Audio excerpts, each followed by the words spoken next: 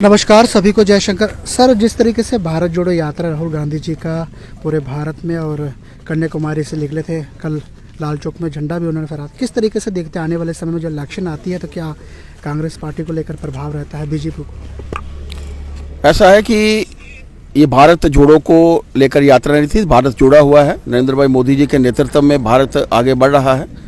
ये कांग्रेस जोड़ो को लेकर यात्रा थी और जिस तरीके का एक वातावरण 370 हटने के बाद 35 से हटने के बाद बना है, ये उसी के चलते है कि वो वहाँ अपनी बहन के साथ मिलकर एक दूसरे के ऊपर बर्फ़ भी जो था वो फेंक रहे थे, या वहाँ पर जो उन्होंने ध्वजारोहण का कार्यक्रम किया है वो अपने आप में दर्शाता है कि 35 से हटने के बाद 370 हटने के बाद एक वातावरण, शांति का वातावरण जो है वो बना है।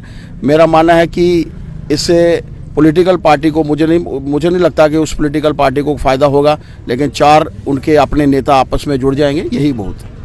अश्विनी जी, स्टेट लाइन के बाद जो है प्रॉपर्टी पर भी टैक्स लगने वाला है महीने से कुछ दिनों के बाद, तो उस पर किस तरीके से देखते हैं? जिस तरीके से टैक्स लग रहा है, आम लोग विरोध भी कर रहे हैं, प्रदर्शन भी कर रहे हैं। देखिए, ये एक मुझे ऐसी धारणा बनाई जा रही है कि जैसे अभी आपने कहा है कि स्टेट लैंड का जो मसला है, मुझे लगता है कि ये वो लोगों के ऊपर कार्रवाई हो रही है जो पॉलिटिकल या ब्यूरोक्रेट्स या जो बड़े सरमाएदार लोग हैं, रसूख वाले लोग हैं, जिन्होंने जहाँ पे हमारे हेल्थ इंस्टीट्यूशंस बनने थे, एजुकेशनल इंस्टीट्यूट जो हैं वो बन सकते हैं, वो ज़मीनें उन्होंने किसी तरीके से इंक्रोच की थी।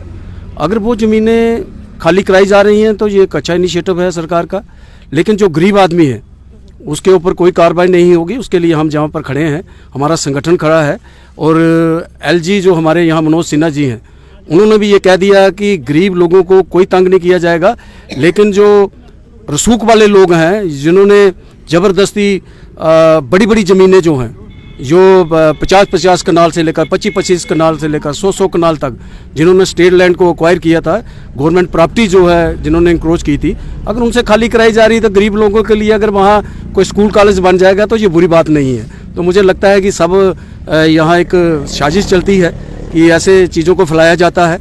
मोदी सरकार जो है, जो इतनी कल्याणकारी योजनाएं जो हैं वो गरीब लोगों के लिए चला रही है, तो आपको क्या लगता है कि गरीबों से ज़मीनें छिन जाएंगी?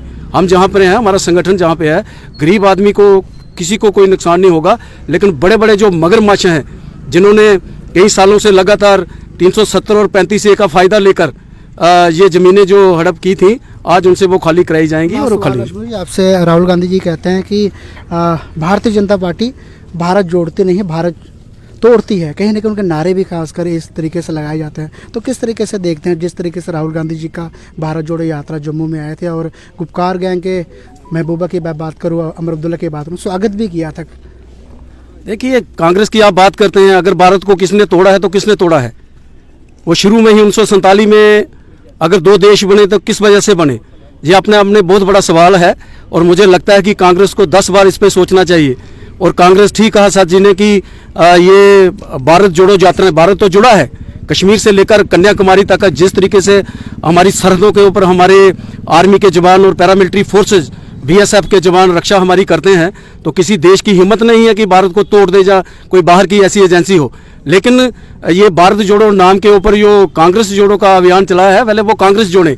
आपने देखा होगा कि उधर भारत जोड़ो यात्रा चल रही थी तो उधर कांग्रेस टूट रही थी। कई इस 4 महीने के अंदर कई ऐसे बड़े बड़े नेता कांग्रेस के जो कांग्रेस के निकल कर दूसरी पार्टियों में चले गए।